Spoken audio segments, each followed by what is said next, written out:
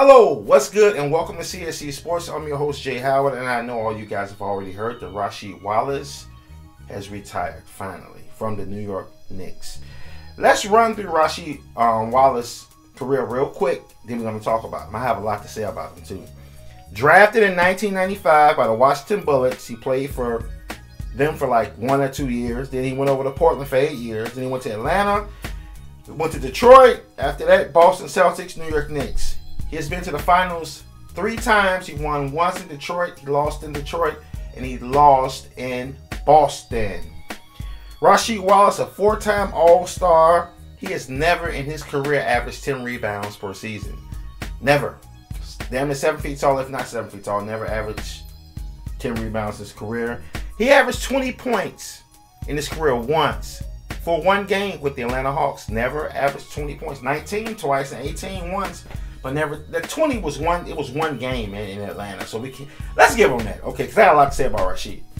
Okay, his career numbers are 14.6 points per game, 6.7 rebounds at 6'11", and assists 1.8, blocks 0. Now I want to ask you guys a question about Rasheed Wallace, real talk. As you can hear how I'm talking about him, I'm not crazy about him, real talk. When I think of Rasheed Wallace and the talent that Rasheed Wallace possesses, you would think that his name will be mentioned when you say Tim Duncan, Shaq, I hate to say it, Kevin Garnett, and Chris Webber. You would say Rasheed Wallace's name should be in the same breath, but it's really not. He's a tier under those guys. And when you think about it, he's an underachiever. He never really worked hard. He had the skill set to possibly be better than all those guys except Shaq. You understand what I'm saying? The only reason I threw Shaq in because of that little generational thing with all of them playing together. You would think they're Rasheed. But Rasheed Wallace is an underachiever to me. Rasheed Wallace's numbers should have been, in my opinion, for his career, like 20, 11, and like 3. Something like that. 20, 11, and 3. He had the skill set to do it, but he was an underachiever. A lot of people love Rasheed Wallace, and I used to argue with guys in the barbershop about Rasheed Wallace all the time. They say, Rasheed, 20 and 10, dude, learn the game. Go back and do your research. Rasheed Wallace is 14.6, 6.7, and 1.8 assists per game, and block shots, I think, was 0.6. The man did not, in my opinion, live up to his ability. Now, with that being said, let's give Rasheed Wallace his props.